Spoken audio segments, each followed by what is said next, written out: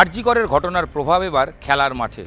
আরজিকরের ঘটনার জেরে বাতিল হলো ইস্টবেঙ্গল মোহনবাগানের চিরাচরিত লড়াই ডার্বি ম্যাচ।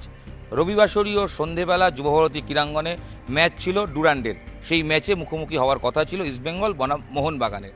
এই ম্যাচই বাতিল ঘোষণা করে দেওয়া হলো আয়োজকের পক্ষ থেকে। কেন বাতিল করা হলো?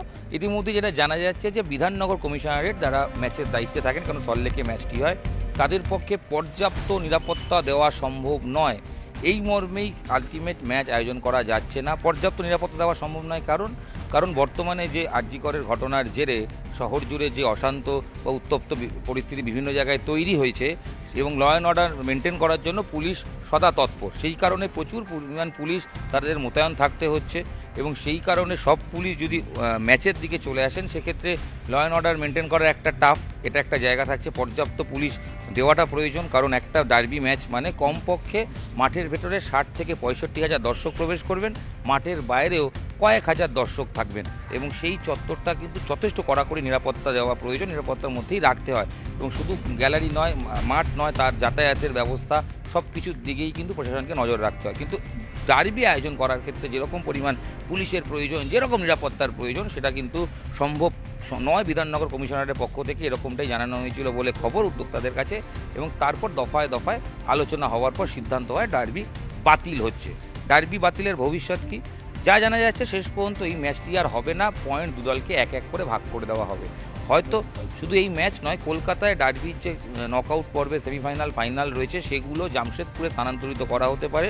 কলকাতায় ডুরান্ডের আর ম্যাচ নাও হতে পারে। তবে চূড়ান্ত সিদ্ধান্ত এখনও ডুরান্ড কমিটি ঘোষণা করেনি, তবে বিষয়টি আলোচনা স্তরে রয়েছে। কলকাতা থেকে ডার্বির যে পর্ব এবং ডার্বি যখন হচ্ছে না, ডুরান্ডের যে পর্ব, সেই ডুরান্ড বাকি পর্বটা স্থানান্তরিত হয়ে যেতে পারে। ল অ্যান্ড অর্ডারের মেনটেন করে, যেহেতু নিরাপত্তা দেওয়া ম্যাচকে কেন্দ্র করে সম্ভব নয়, সেই কারণে আরজিকরের ঘটনার জেরে বেশ কয়েকদিন ধরেই রাজ্য জুড়ে তার প্রভাব পড়েছে, আমরা দেখতে পাচ্ছি। প্রতিবাদ কর্মসূচি হচ্ছে, মিছিল হচ্ছে, প্রশাসনের সবসময় তৎপর থাকতে হচ্ছে, তারা নিরাপত্তা দিচ্ছেন। সেক্ষেত্রে যেমন পুলিশি ব্যবস্থা করাটা একটা সমস্যা হতে পারে বলে খবর। আরও একটা বিষয় জানা যাচ্ছে, সূত্রের খবর, এই ডার্বিতে ইস্টবেঙ্গল এবং মোহনবাগান সমর্থকরা তারা দু দলের হয়ে গলা ফাটাবেন না বলে ঠিক করেছিলেন। তারা ঠিক করেছিলেন, বেশিরভাগ সমর্থক সোশ্যাল মিডিয়া জুড়ে যে ঝড় উঠেছিল প্রতিবাদের, তার মধ্যে অন্যতম দেখা যাচ্ছে যে বিভিন্ন সোশ্যাল মিডিয়া টিফো পোস্টার তৈরি করা হচ্ছিল এবং ইস্টবেঙ্গল মোহনবাগান সমর্থকরা বলছিলেন এই ডার্বিতে ভিন্ন সুর নয়, এক সুর, উই ওয়ান্ট জাস্টিস। অর্থাৎ খেলার মাঠে গিয়েও তারা প্রতিবাদ জানাতে চাইছিলেন। টিফো ঢোকার ক্ষেত্রে পুলিশি আপত্তি অতীতেও ছিল, এই ম্যাচের এরকম টিফোর ক্ষেত্রেও ছিল। কারণ টিফোয় কী লেখা থাকছে, টিফোয় কী মিনিং হচ্ছে, এটা খুব ইম্পর্টেন্ট। ম্যাচ সংক্রান্ত কিনা সেটাও খুব ইম্পর্টেন্ট, না হলে অনেক রকম সমস্যা হতে পারে। সেটা অতীতীয় প্রশাসনের পক্ষ থেকে দেখা গেছে, টিফো চেক করার পরে টিফো আলটিমেট মাঠে প্রবেশ করতে দেওয়া হয়েছে।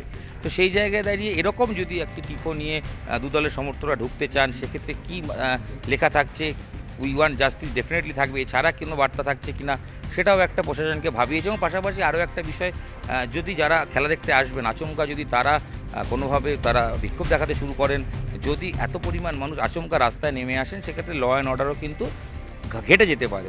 এই সব পরিস্থিতি থেকে নির্ভর করেই ডার্বি বাতিল করার সিদ্ধান্ত নেওয়া হয়েছে এবং পুলিশের পক্ষ থেকে জানানো হয়েছে তাদের পক্ষে পর্যাপ্ত নিরাপত্তা দেওয়া সম্ভব নয়। ইতিমধ্যেই টিকিট হাউস সোল্ড আউট ছিল, একটা টিকিটও পড়ে নেই। সোশ্যাল মিডিয়া জুড়ে টিকিটের হাহাকার আমরা দেখতে পেয়েছি, তাই হিউজ পরিমাণ দর্শক হবে এই প্রত্যাশাও ছিল। ল অ্যান্ড অর্ডারের পাশাপাশি ইতিমধ্যেই বললাম যে ম্যাচ ঘিরে প্রতিবাদের একটা ভাষা উঠছিল, প্রতিবাদ হবে মনে করা হচ্ছিল এবং বিভিন্ন ফ্যান্স ক্লাব তারা চাইছিলেন যে প্রিয় দলের জন্য নয়, আরজিকরের নির্যাতিতার জন্য তারা গলা ফাটাতে মাঠে আলাদা ব্যানার নিয়ে যেতে চান, পোস্টার নিয়ে যেতে চান, এরকম ভাবনা ইতিমধ্যে সোশ্যাল মিডিয়া জুড়ে ঘুরছিল। এই বিষয়গুলো রয়েছে, সব মিলিয়ে আলটিমেট ডার্বি বাতিলের সিদ্ধান্ত আয়োজক সংস্থার তরফ থেকে নেওয়া হয়েছে। আর্মি যারা ডুরান্ডের ম্যাচ আয়োজনে করেন তারা বেশ কয়েক দফায় মিটিং করেন এবং ম্যাচের আগের দিন প্রেস কনফারেন্সের প্রথম টাইম ছিল দুটো টিমের 11:30, সেটা পোস্টপন্ড হয়ে বিকেলে করে দেওয়া হয়। তখন থেকে জল্পনা শুরু হয় এটা কেন, এবং তখন জানা যায় যে বেশ 24 ঘন্টা আগে নয়, শুধু 48 ঘন্টা আগে থেকেই বিভিন্নভাবে এই ম্যাচ ঘিরে জটিলতা হচ্ছিল। কথা হয়েছিল, সূত্র মারফত জানা যাচ্ছে যে যদি দর্শক শূন্যভাবে করা যায়, কিন্তু আলটিমেট সেটাও হয়নি। দুটো টিমকেই অলরেডি চিঠি দিয়ে জানিয়ে দেওয়া হয়েছে যে ডার্বি হচ্ছে না এবং পয়েন্ট ভাগাভাগি হবে। সেক্ষেত্রে তারা পরবর্তী রাউন্ডে পৌঁছে যাবে তাদের পয়েন্টের বিচারে। ডুরান্ডের বাকি পর্ব হয়তো কলকাতায় হবে না, সেটাও শিফট হয়ে যাবে জামশেদপুরে। এই খবরই কিন্তু এখন পর্যন্ত ডুরান্ড কমিটির পক্ষ থেকে পাওয়া যাচ্ছে। তবে সাম্প্রতিক সময় ডুরান্ড ডার্বি বাতিলের ক্ষেত্রে এরকম ঘটনার নজির খুব একটা কিন্তু চোখে পড়ছে না, বা অতীতেও স্মৃতিতেও এই মুহূর্তে আসছে না, যেখানে ডার্বি বাতিল করতে হয়েছে এবং ল অ্যান্ড অর্ডারকে মাথায় রেখে এবং বর্তমান পরিস্থিতি জেরে এই ম্যাচ হচ্ছে না, ডুরান্ডের ডার্বি হচ্ছে না, এটাই আলটিমেট শেষ কথা।